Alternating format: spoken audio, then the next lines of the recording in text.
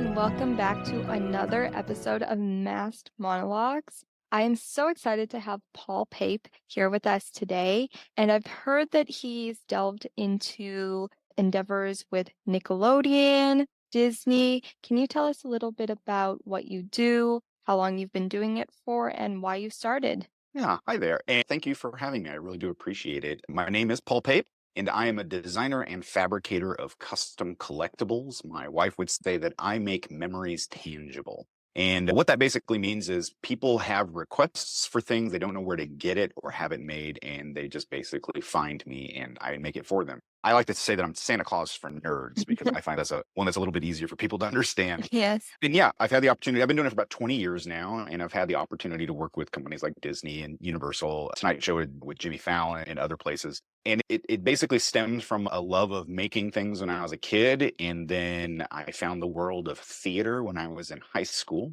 And then from there, I got into design. And so I was designing a lot for theater for probably about 8 years. And then by a fluke, I had somebody ask me if I could make a couple figurines for them. They put them online before there really was an online, and it went viral. And the rest is kind of history. I got a lot of work from that, and I've just kept going with it to see what new challenges people could present. Wow, that's very interesting. I'm wondering all these collectible pieces, do you manufacture them yourself or do you outsource them? I make everything in house. Yeah, I started off with sculpting just like by hand. I'm actually playing with some Mhm. clay right now. But I do woodworking, metalworking. I have 3D printers, lasers, the gamut. And yeah, I'm a one man production studio. Wow, that's amazing. May I ask your customers, are they usually individuals or do they tend to be more companies, corporations that you work with and just make duplicates of the same product, or do you do specializations? Everything that I make is customized. There's nothing that I really make that is mass produced on large scale. I do what's called Mhm. short runs, like 100 pieces or less is typically what I do. The customers that I work for are it started out with just people. I've worked for thousands of people around the world, Mm. and I've had the opportunity to work with a lot of corporations. And typically, when they hire me, it's usually for something that's very special, unique, and Mhm. not going to be mass produced because I am a studio by myself. The things that they're looking for usually are used for promotional items, Mhm. for like movies or television, stuff like that. Or I'll do like specialty props for a movie or television. And then as far as products go, it just really depends on what they're after. I work very fast Mm. as well. And so I'm used to a very tight deadline. So I get a lot of opportunities to work with people and companies when they're like, "Oh, we're under a really tight deadline. Can you make weird thing happen in a short amount of time?" And that's typically what I'm hired for. Yes, and may I ask, is it just yourself in the company or do you have employees who work with you? I've had assistants throughout the years. Mhm. Typically, what happens is I bring people in because they're interested in this as a career. And Mhm. so I train them up and they assist for a while and then they go off and do their own thing. But for the most part, it's just me. Oh, and can you tell me just like the process of starting your company? Because I know you said that you just put it online before online became a thing. Can you tell me, do you have a website currently? And what do you do on like the marketing and the promotion aspect of it? Yeah, I started off originally I had created a product called Pop Out Furniture, and it was laser die cut model furniture for like doll houses, architectural models, and theatrical models. And Mhm. so that was my big online debut. And then from there, I divulged it into just myself. So I'm Paul Pape Designs everywhere online. And so I've been using social media basically since it began to advertise myself. I do a lot of blog posts Mhm. and videos on YouTube and such, and then just use word of mouth is has been Mhm. like the biggest part of it. I find that when you put your soul into pieces, you have a Mhm. tendency to attract people. They see the joy in it, and for the most part, I would say that all of the advertising that I do, I've tried actually advertising and such, but when your business model is I can make you anything you want, it's really hard for people to understand what that is. I've done trade shows where I've had the same thing, big banner that says anything that you want made, I can make. And it Mhm. just confuses people. They until they have a particular thing in mind, it's Mhm. really hard for them to grasp anything. And yeah, it's mostly word of mouth, or if I find that a lot, I do a lot of custom ring boxes, custom Mhm. wedding cake toppers, and gifts. And what I found is that people find themselves doom scrolling late at night, always last minute for some kind of gift or proposal or whatever. And they're like, "Hey, This is really interesting. I really like this style. Like I just finished a Wally ring box from the movie Wally, and it's because that was the movie that they watched on their first date, and so Mhm. he's finally proposed, and he just looked up Wally ring boxes, and then there I am, just sitting online. That's Yes. pretty much how people find me. And you say that you've worked with people all around the world, so it's not as local as I would originally expect. It's mostly online then? Yeah, I live in Nebraska, and I have been doing this, like I said, for 20 years, and I can count on my hands how many jobs I've done in Nebraska. But I've done thousands of custom pieces. Most of my clients, and it really depends. It's season. It goes in waves. I don't want to say seasonal, like fall, winter, and spring, but Mhm. seasonal is in by years where I've become popular. Like right now, I'm really popular in Brazil for some reason, and I don't Mhm. know if it's that they just found me, but that's where it is. But I've shipped to over I think over 40 countries now. Most of the work that I do is online, so if they find me, as long as we can get over the language barrier, which thank Yes. goodness for Google Translate, Uh-huh. we I have the ability to talk with pretty much anybody in the world, and as long as we can come to agreement on what we're looking for, I Mhm. have no problem. And just considering that all your pieces are so customized, is there difficulty with communication, as you were saying, because there is that language barrier? Do people have this vision in their mind, and how do you bring that vision into fruition as a collectible? It can be, difficult sometimes. The great thing is visuals go a long way. I'm really good at Mhm. doing rapid prototyping, so creating the idea and basically creating mock-ups of it is Mhm. really easy for me. So if we're having a hard time, like, locking it down, it's not as difficult because I can show them iterations, and Yes. they're like, "Oh, yeah, that's what I like, that's what I don't like." Mm. I think the hardest one is when we get into the really custom work that isn't based on a pre-existing property. It's Mhm. not like Harry Potter or Star Wars where we know what the thing is, but we're working on something that is completely imaginary. They're making it up and I'm helping them realize. That's when we can run into some issues. Mm. But I find that it all comes down to visuals. If they can see it, I think most people can visualize it from 2D on the screen to 3D in their hands. And I think that's been the most useful thing for me. And I'm just going to refer quickly back to my experiences working with people online, internationally. Sometimes it can be a prolonged process where you send an email one day and then it takes somebody maybe 5, 6, a week to reply. Do you ever get that an order takes longer than it should because the person isn't responding, something's happening, they've got their lives going on, and how would you overcome that? Yeah, I find that when by the time people find me, when they find Santa Claus, they don't want to let Santa Claus go. I haven't had a lot of I have had a couple jobs that where I've been like because you require a deposit to start working on Mhm. any major project. And I have a couple projects that are actually still sitting here that years ago they're like, yeah, they put the down payment on, I started it and I started communication and then Mhm. they just disappeared. And I assume it's just life got in the way or they've forgotten whatnot. But as far as like communication back and forth, I think the biggest hurdle that I have is replying in the same thread. Since a lot of it is custom work, I find that I Mhm. use Gmail a lot, and just to Yes. reply within the thread helps me to communicate and keep all of the information lined up. But sometimes they'll just create a new email, and I've had clients send over 100 separate emails, and then they're like, "You forgot one little detail." And I'm like, "Where was?" It's in one of the Uh-huh. 100 emails that you sent. So Uh, that's been probably the biggest hurdle. mhm. Inboxes always are chaotic. You don't know where everything is. That's right, absolutely, and nobody uses their name anymore. Everybody's Uh-huh. got a hand, and when you're trying to find them, I'm like, What's your random email address so that I can try and find all the very" and they'll reply with 3 or 4 different email addresses, and you're Yes. like, "I don't know who you are." Yeah. No, and I'm just wondering, since you've been doing this for 20 years, did it start out as a side hustle and then transition into your primary business? Or walk me through the process, how long it took to actually acquire those customers and get your brand, your company out there? That's actually a really funny story. I was living in LA with my wife. We were she's a costume designer and I was a scenic designer Mhm. and we were both trying to make it in the movie industry and after about a little under a year, my wife decided she hated Los Angeles, just hated it. And Mhm. so she's I'd rather move back and be closer to my family, which is how we ended up back in Nebraska. And I was like, oh, okay, I guess I can do whatever, wherever. And I got back here and she was working as a professor at a university here in my city. And then it just so happened that different university here needed a scenic design professor.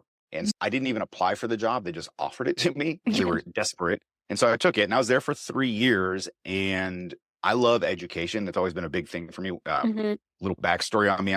I used school as an escape from an abusive childhood. I threw myself into education. And so Yes. education has been a huge part of my life. And so I was like, oh, the opportunity to be a teacher is going to be great. And so I went there, but it's a lot like the Wizard of Oz. If you Mhm. see behind the curtain, it loses its magic. And so what happened, in my third year is when the person asked me if I could make that figurine for them. He was actually a student of mine. And so what happened is once he put it online and it started to go viral, I started getting requests. The figures that I made were Mii's from the Nintendo Wii. And since you could customize them to make them look like you, I just got a lot. And the Wii was really big at the time, and nobody was making these figures. So I was like, yeah, Mhm. sure. And so I started getting a lot of requests for it. And I ended up getting so many requests, I was making more on the side than I was teaching. And I really loved the sculpting. And Mhm. so I asked my wife if I could quit teaching to go and try and do this full time. And she said, Mhm. I'll give you 1 year. And then within the first 4 months, I had another, I guess, brilliant idea or smart, whatever. It Mhm. went viral.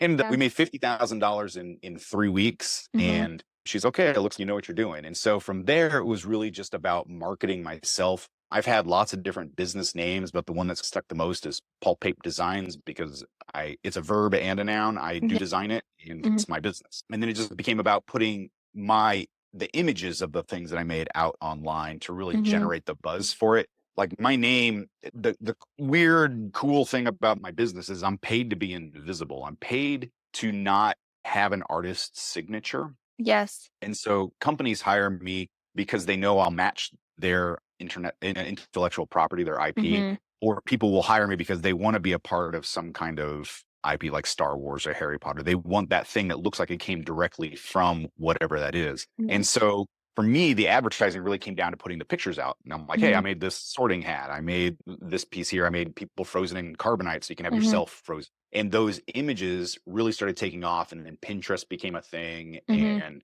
really what it was is just people started sharing these images. I think if you go and Google on YouTube any of the top 10 most creative ring boxes, I'm Mhm. probably 7 of the 10 on every list. Yes. No, that's wonderful. Just growing, finding like a little gap in the market and filling it, just growing and expanding from there. I'm wondering for entrepreneurs who are just starting out, what would be pieces of advice that you'd give them?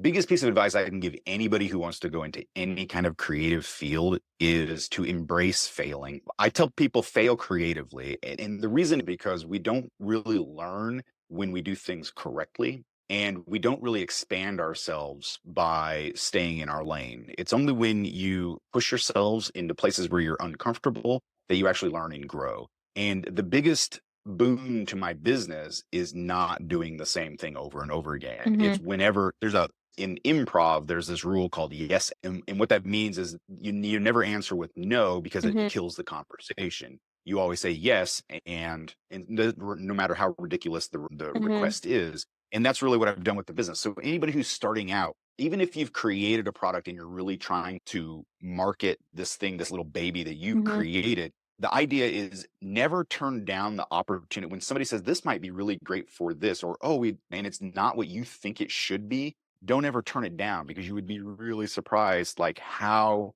things like what avenues you won't necessarily think of will Mhm. be more prosperous. And Yes. so always be prepared to put yourself out there and be willing to fail because in that failure you always learn and there's always nuggets of wisdom inside of it. And Mhm. I've worked with some because I do rapid prototyping. I've worked with some people who were trying to get a new business idea off the ground. Mhm. And what I find a lot of times is that they have this brilliant idea that works for them because innovation is the or not innovation, it's a necessity is the mother of invention. And Yes. it's usually because this person, an individual, needs something and they want to make a product to help themselves. And Mhm. then they want to take that, put it out into the world to hopefully mass produce it and make Mhm. millions of dollars. And what I find happens is that they lose themselves in it. They'll throw more money and at the problem trying to make something happen. Whereas Mhm. if you listen to what the market's telling you, what your audience is telling you, like basically what the world is telling you, you'll find Mhm. that even though the thing may not be what you thought it would be, if you bent just a little bit instead of being so rigid, you'll Yeah. advance a lot further. No, that's a wonderful piece of advice. I've interviewed a ton of creatives before, and it's so interesting to see how there's this disconnect between what they perceived would blow up or would get a lot of attraction versus what actually does. And it's funny, once we're creating something, it's slightly selfish because it's for us, it's what we would want. And sometimes we neglect to consider what our audience would like. And just relating this back to your customization, you said that you create whatever the customer wants. Have you noticed that it's been a little bit difficult to define yourself in a niche market, or have you found a way around that? I think it comes back to that improv thing. As far as I am about as niche as you get, I don't have a product line. I just make things. As far as niche goes, I don't think you can narrow it down any further than that. I think that the biggest challenge that I run into with that isn't necessarily that people don't know what they want. Sometimes they'll come to me with an idea, like they have a property that they're interested in, something like that, but they're not Yes. 100% sure where to go.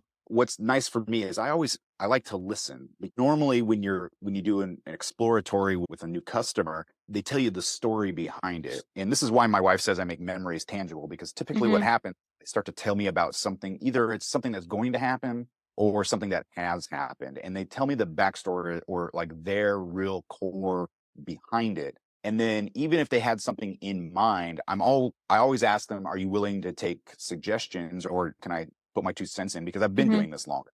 Yes. And typically what happens is that either they're very rigid, nope, this is exactly what I want. And I'm like, okay, that's fine. And I'll do that for them. Mhm. But a lot of times I'm like, I think that's a great idea. I think it's a great place to start. But from Mhm. artistic view, why don't we think about this? And a lot of times the response is, I never thought of that. Mhm. But they love the idea. And I'm working on a custom Mandalorian for a client. He wants to be a Mandalorian. And then Mhm. so I sculpted the piece and I put the blaster in his hand. And then we Mhm. found out in conversation that the guy's actually not a big fan of guns. He's a big fan of swords. Yes. And I was like, oh, okay, well, then let's go in and instead of we'll get rid of the blaster, we'll put some swords in his hands. And Mhm.